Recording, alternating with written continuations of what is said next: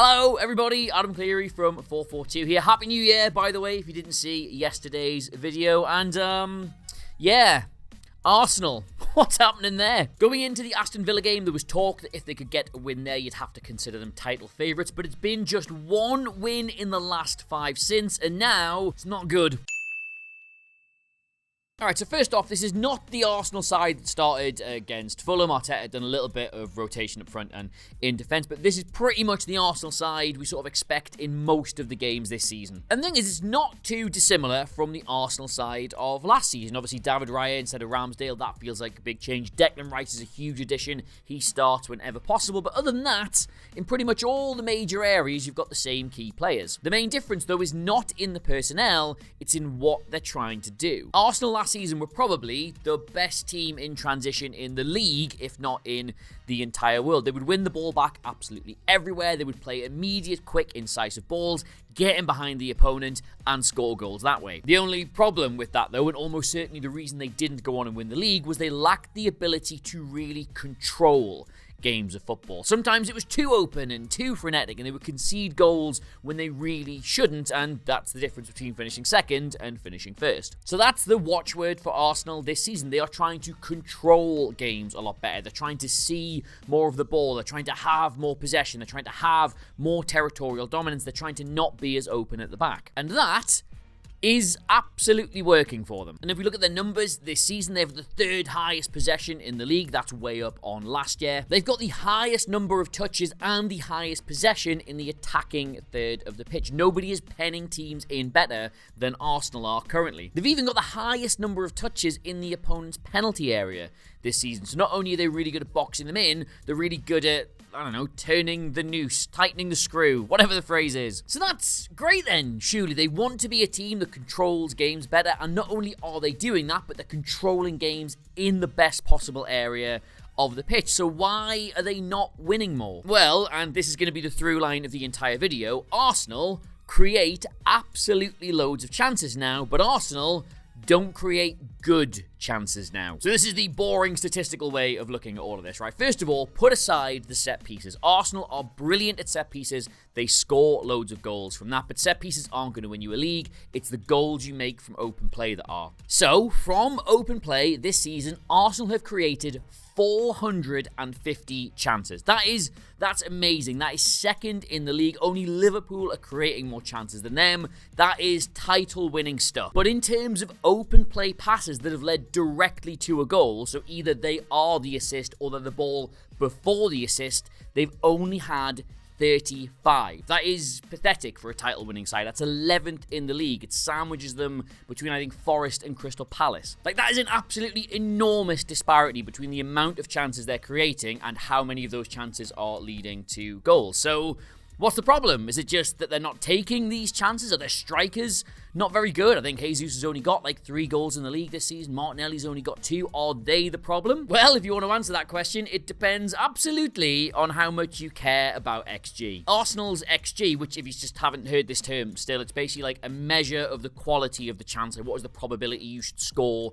each and every one of them, and you total that up, and that should tell you how many goals you should have scored. Their XG is 36.4, right? Now that's pretty low for a team with title aspirations. Puts them like 5th or 6th in the league. But crucially, it's bang on because Arsenal have scored 36 goals this season. So while it probably does feel easy to blame their strikers because they haven't scored a lot of goals, they're also not exactly being wasteful. Like, if you really want to go down this XG route, then Martinelli and Jesus are pretty much bang on for their XG. They're slightly underperforming it, so they should maybe have 1 or 2 more goals this season based on the quality of chance, but not so much that it's going to have made a massive difference. So the problem isn't the strikers, the problem is this level of control Arsenal are trying to have, because it's changed who they are as a team, and as a result, it's changed how other teams play against them, and they're struggling against that style of play. But again, just to go back to last season, Arsenal were great in transition. They would get the ball, whether it was in their own third or in the final third, and straight away, they would try and play a killer pass, and it would make great chances as a result. It was so exciting to watch. I went back and I watched all of Arsenal's goals last season, and this one, near the end of the season, jumped out at me immediately. This is Zinchenko Zinchenko on the ball here, and what you'd probably say has become the quintessential Declan Rice position for Arsenal this season. They've made that box midfield, he's the deeper two, and he's on the left-hand side of it, and he's got the ball, and nobody's pressing him. There's a sideways pass onto him here, there's probably a nice easy ball that plays it forward to Martinelli here, but he doesn't do either of those.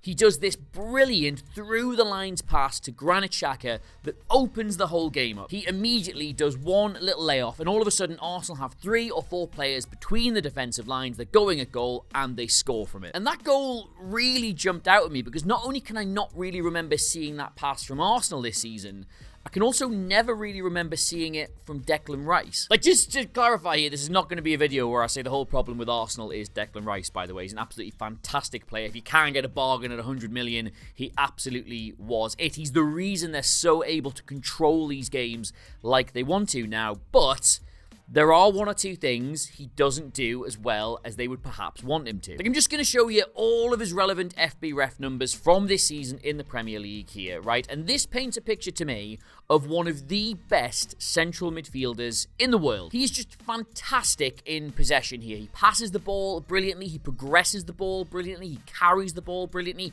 You don't even need to see how well he wins the ball back, because that's kind of like one of Declan Rice's big things. He's exactly who you'd want at the base of a midfield 3 if you're the kind of team that wants to control games. 2 numbers that should jump out at you immediately as a problem here are these: key passes and through balls. Now, don't get me wrong, when you're in one of the deeper midfield positions, the onus of chance creating is absolutely not on you. I'm not saying you should have loads of assists or anything like that, but those are the 2 stats that probably best measure how incisive your passing is. Like, key passes is anything that leads directly to a shot. You effectively make that chance, even if you're not necessarily laying it on. And through balls is just any pass that goes between the defenders and in behind. And those are the 2 things he's not currently doing. Like, they're the only 2 things he's not doing, I hasten to add. He does everything else superbly, but the problem is, Arsenal really need somebody who's going to do that. Like, case in point, here are Alexander Zinchenko and Thomas Partey's numbers specifically from last season. But in through balls and key passes,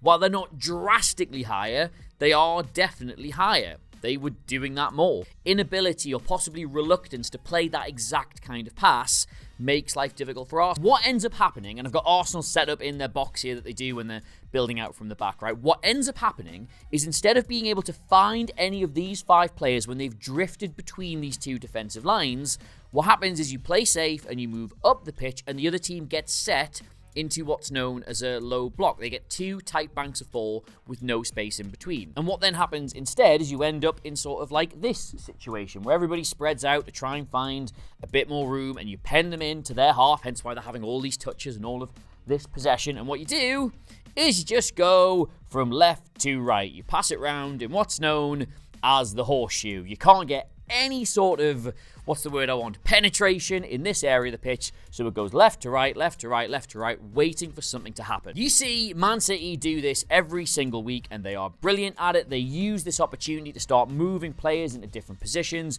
They rotate, they move the defense around, and eventually they find a gap and they get a goal from that. Arsenal are way, way, way too static to make that work right now. That's not their game at all. Players like to stay in their positions, and yes, they will run, and yes, they will make changes here and there, but not enough that it breaks down teams like Fulham, teams like West Ham. Without the space between the lines and in behind, Arsenal really do struggle to create good quality chances, and without a player at the base of the midfield who's going to make immediate, quick, incisive through balls, they can't get that space. Or to put that another way, right, Arsenal are struggling because they're being forced to play like Manchester City this year when they are not Manchester City. What made them so good last year was all the ways they were different from Manchester City. And this, right, in my opinion, means that Mikel Arteta has a pretty big decision to make in January, because this decision to control games better is actually working. Like, they're not scoring as well and the results aren't really there, but they still have got the 2nd best defense in the league. They don't look anywhere near as open as they did last year. So in that sense, it's been a success.